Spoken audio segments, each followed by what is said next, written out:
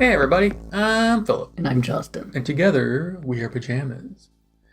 And we are on episode 6 of season 2 of Doctor Who. We get to find out what's going on with Mr. Nosehairs and his robot army. So,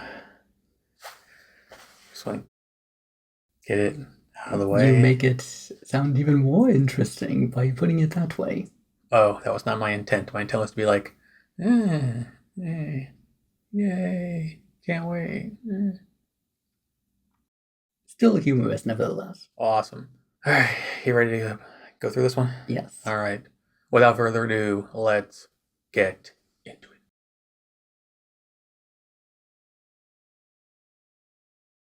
And with already the sneak peek, we were able to see then and now Mickey without his shirt. Also that.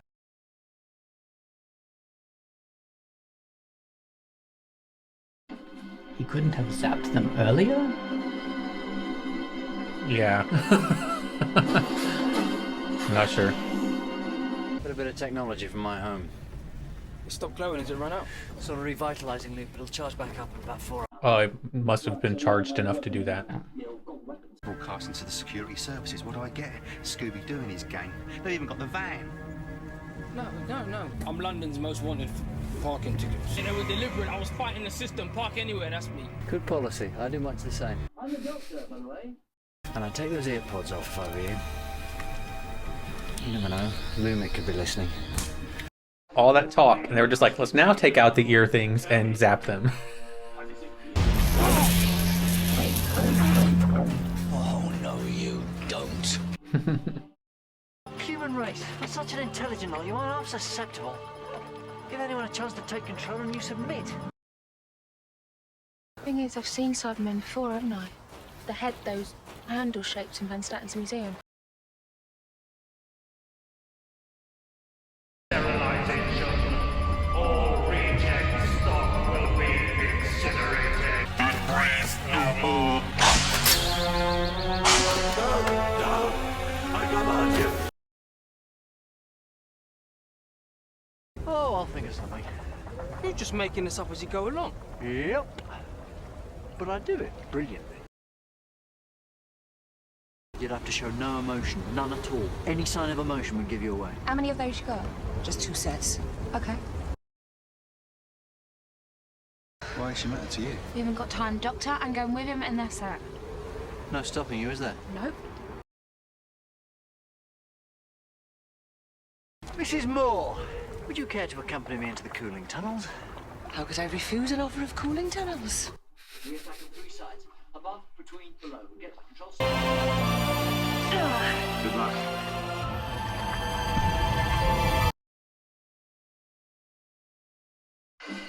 Poor Mickey. A proper torch as well. Let's see where we are. I recognize you. I went first. My name was Jacqueline Tyler. What? Imagine its reaction if it could see itself, realize itself inside this thing. They'd go insane. So they cut out the one thing that makes them human. He can't see me. It's unlucky the night before.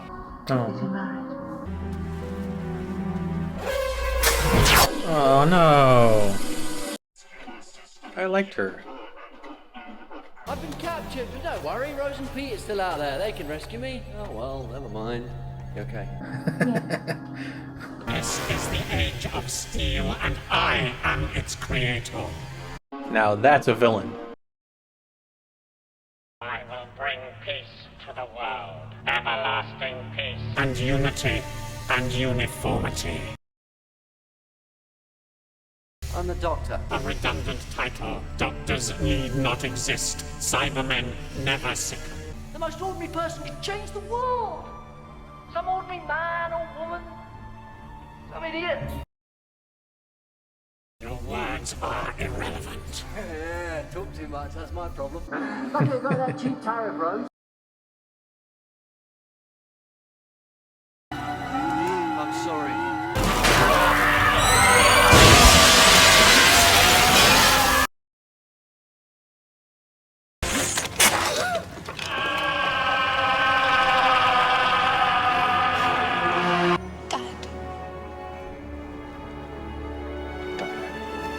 just that. Off we go then.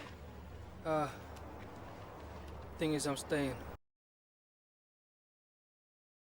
My old gran, remember her? Yeah. She needs me. What about me? What if I need you? It's just you and him, isn't it? We had something a long time ago, but not anymore.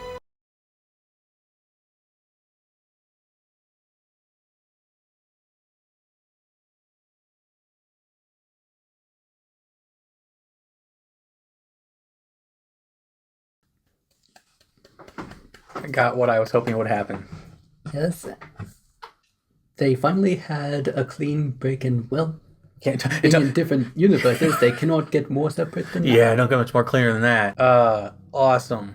I'm glad that when I was complaining about it, I said it's either going to be really annoying because it's going to do this dragged on crap of going in circles, or I'd be okay with it because it's going to lead to some kind of resolution, and it did. And as you said, it doesn't get much more resolved, a final resolution than being in two separate universes. So very cool. I'm hoping that I hope that we're gonna get the Mickey and Jake adventures. Maybe. We probably don't, but Rose gotta be, what about me? I'm glad you What about her? Exactly, yeah. Mickey, yeah, I'm very thrilled. I hate to see him off the show because I was enjoying him as a character, but if they're going to write him off, this is the way to do it. Oh yes, they really redeemed him as a character. Mm-hmm. So yay. I got the best case scenario. Now I don't have to be stressed out about the next episodes, I hope. The second part was better than the first part to me. So that was cool. Very interesting to think about the complex of they kill everyone or they realize who they are and kill themselves. Yes, that was a very interesting thing to to see. You come to your senses and you lose your mind because of what's going on. That has to be just the most horrific thing. An extreme form of dysphoria. Oh yeah. oh yeah. But overall, a satisfying wrap up to the story, not just with Mickey, but with the plot they had going on with the Mr. Nose Hairs and the robot people. Of course, we didn't see him. I'm surprised we didn't see a hand coming up out of the fire or the ashes or something. Or I'm assuming it's over. I hope it's over. They can't go back to that universe anyway. So if Mr. Nose Hair never comes back, I will not complain at all. I'm also glad that not only did Mickey make the decision to finally cut things, but he also got to go out the hero. He got the code. He saved the day, depending on what your perspective is. He rescued them. He was the hero of this episode. I think it's really cool that they let him go out on such a huge series of moments. He finally wasn't the tin dog. He was the hero. He was the doctor character. Indeed. So I like that. I would say that he was indeed the hero in this one. Mm-hmm. After all, when one is lost, is oneself the hero? Or the map encompassed the heroes? Yeah, there you go. And it, by analogy, basically the Doctor was being a compass or a map. Right. Whereas Mickey was the one actually doing. Mm-hmm. Yeah, because the Doctor was guiding him. Yes. Yeah. That's a good analogy. So what did you think of the episode? It was very interesting. It actually seemed much more of a relevant episode for you, I would think. Yeah. In that it stated that they can remove all pain, physical and emotional. But the only condition is you gotta be a robot person. Yes. And well, that seems to be a very difficult decision. If it was some sort of android that at least looked humanoid, then that would possibly make it a little more compromisable. Yeah. In an attempt to find the very fine line between yes and no. I've always wondered if I could transfer my consciousness to a different body and just leave this shell behind. Would I do it? But I retain my memories, my thoughts, everything that makes me inherently me, my personality, all of it. Like my brain is intact, just in a different vessel. Like, would I do that? We're used to these bodies because these have been our bodies our whole lives. If you go into a different body, it's different eyes and different mouth and different, like you have a different nose on your face. It's going to feel all foreign, and it'll be the same fingers, same legs, same feet, same toes, same arms, it'll be the same stuff, but the proportions will be different. Like, what if, you go into the body of somebody that's 6 feet tall?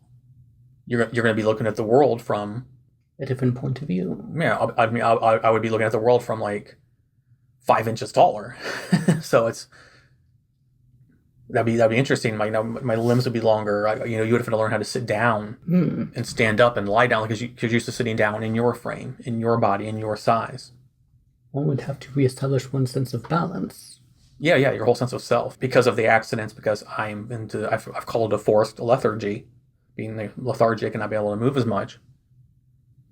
I put on some weight, and you see me try and get, and then stuff always happens to me. But it's like, what if 21-year-old me automatically zapped to the future into this body? You'd be like, oh, this isn't comfortable. I mean, it's not comfortable in general, but it would be even more because I'm no longer 125 pounds like I was back then. So it's interesting to think about how one would adapt to a sudden change in bodily self. Because when people think about it, talk about it, people are like, oh yeah, I would love to be in a different body, but you don't think about what that would be like. What would it be like to have different kind of hair? Or for me to have hair again? Because it wouldn't be just like me gaining weight and getting this different body, which I don't like. It was a gradual thing of, injury and recovery, setback, recovery, setback, recovery, setback. Just my own never-ending circle, but it happened over time. But what if it happened, boom, in an instant? Like when the doctor changed, boom, changed. He's like, new teeth, new hair. I got sideburns. So for him, he's used to it it's used to it because they regenerate. They know what to expect. They know how it's going to be. But imagine if it happened to a human person. If you could do that, if you could transfer your consciousness into a new being, would I do it? Probably. Not gonna lie, probably. I would want to see what I would look like first. That's the caveat. The thing is, let's say for whatever reason we were part of the upper 1%. We knew about this top secret program that could do this, and you were able to choose what vessel you wanted. Then we could sit down and look at it, A, B, or C, like which, or can we pick and choose? Can we design our own? But I would think it would just be available vessels. And where they came from, who knows? Maybe they were just like in this episode, maybe they took poor people off the street, like erased them, and then made them available for download. Cleaned them up, and I would still think that, because of how used I am to being in a human form, I would still want to be able to have the same feeling that I would get whenever I would come against something. Well, in that, instead of having something mechanical, I would want to have nerves so I could actually feel what I'm touching. No, that's what I'm saying. Like, if I could take my consciousness and put it into another human body, is what I'm talking about. Completely biological. Yeah. And we could pick and choose from a selection of available vessels, which one we would like to have me in. Some of these bodies, though, may come with their own problems. Well, if we're the upper 1% that can afford to do this, then they would have been scanned and tested and thoroughly. Like I'm not going to choose some 70-year-old body. I'm going to choose some younger body that's in better shape, and I would prefer similar height, similar build, although that used to be. But if not, it would just be then of course it'd be well, obviously then we need physical attraction. So of the available choices, which one appeals to you the most? And then we'd have to decide, because it would still be me, just in a new host. Maybe difficult, though, to get over the guilt that someone had to be erased in order to make that vessel available, though. Exactly. Yeah. Again, it's that morality that the show likes to bring up a lot, which I'm all about. I like the uncomfortable decisions that people are forced with, or things that happen, and it makes you think because you want to project yourself into the situation or react to what you just saw. How would you yourself react to it? I would want something like, for example, what the cat nurses had, that they had only a shell that it doesn't have a, well, at least until they found out that they were incorrect, that it's only a shell, it's grown to this particular form. Mhm. All that it needs now is a host consciousness. The cat nurses? Is that what you said? Yes? Oh, I thought you said catnesses. Like, No. when in Hunger Games did that happen? Okay, he said cat nurses, in case you misheard him like I did. Yeah. So it's just interesting to think about. If there was some way to ethically do it, I would do it in a heartbeat. Just to not be in pain anymore. And to, be myself again. As long as it could be assured of me that it is really you and not simply a copy of you. That it would simply scan everything here and simply put all of the information into the other one. Right. I would want it to be the you, not simply a duplicate. Well, that's, again, this is our hypothetical. So obviously in the hypothetical, we're paying for the me, not for the copy and pasted me. When the consciousness or whatever left here and went to new host, this would just be nothing. As if in death, like it would just be a lump of flesh. Like whatever makes me is now in this instead. Right. That's immortality to me. That's going to be somehow in the future. That's going to be our ticket to immortality, is transferring consciousness to living thing. I'm not here to talk about the ethics and morality of it. It's just the upper 1% don't deal in ethics and morality anyway, because they don't have to. But because you make enough money, it doesn't matter. But it's just something interesting to think about. But speaking of, like, if I was going to be lifted out of this body into another body, I said, I would just pretty much be like, this body would just be dead. Mickey had to watch himself die. Like, psychologically, it has to be so devastating. Yeah. And then Jake, that guy Jake, I was like, my boy rocking that early 2000s hair. he needed to fix that. And then before it happened to everybody, I wrote poor Sally. She doesn't get married, and she was like, where's my husband to be? And then she got put out of her misery. It was very sad. Yeah. Because you're putting that humanity back into this robot thing. And then before it happened, I wrote, and it's right here, I wrote, Mr. Nosehair has to have a super version of the robots. Like, he has to be like some super evil Dr. Claw. And he was. I was like, yes, awesome. There we go. He needed to have like robo nose hairs, like little like. Oh, I would hope not. Interestingly, though, it was his primary motivation. Yet he said, when it was time, not yet. For when it was time to have him upgraded, which I found very odd. Yeah, he wanted it to be his last breath. Yeah, it's very interesting. It seemed very peculiar because this whole thing was with the motivational drive for this upgrade. Yeah. And yet, when it was finally given to him, he said no, not until his last breath. Well, how would he know when his last breath is? I guess maybe the human ego side of it wanted to see his creation take over as a human before he himself assimilated to robodom. That he would be the last man on Earth.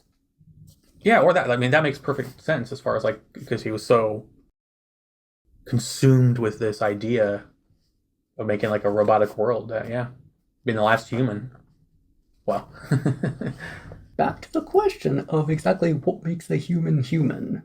Exactly. See, this show raises very interesting questions. Something I thought when the ear pod thing stopped working and everyone kind of came back to their senses. Imagine the poor souls that came back to their senses inside the death machines.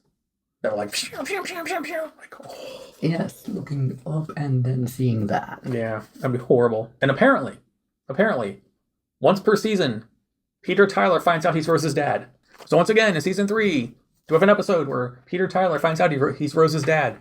Season 4, Peter Tyler finds out he's Rose's dad. Etc., etc. And then I made the joke about the Mickey and Jake adventure. So those are all my notes. Overall, interesting story arc. Makes you think.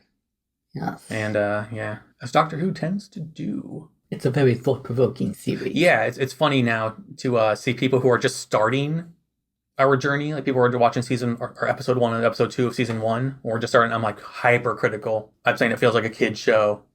because it did. The first one, I'm not gonna apologize for anything I said. But there's people still being like, well, it started out as a kid's show. I'm like, well, we're almost halfway through season 2 now, so I understand more now why people watch. And it's one of those shows where like a kid could watch it and be entertained, but an adult could watch it and not only just be entertained, but also think about things on a higher level, on a more mature level. The kids are going to see like, ooh, robot people, ha ha ha. But we're like, man, the humanity and, the brain and losing all that and then coming to and feeling that. It's just, there's different layers you can see the show from. I think that's very cool. So yes, to those who are getting defensive still, I understand. But do realize that we're about halfway through season 2. So we stuck it out as we said we would. And I appreciate the show much. Not all the episodes are home runs. The last one before this, I didn't really care for. But it led to this one, and so, it's the journey. So it's very cool to watch a show that not only can be, action-y and science fiction, but also covers topics and situations that, make you question morality and ethics and, all these ideas, and it makes you think. And we like to do that. Oh, definitely. So it's very cool to be exposed to these ideas and situations and whatnot. Okay, is there anything else you would like to add about this episode? No. Okay. Well, that's going to wrap this one up. As always, I don't have a fancy outro, so I'll simply say thank you for watching, and we will see you in the next one, episode 7. Until then, goodbye. Goodbye.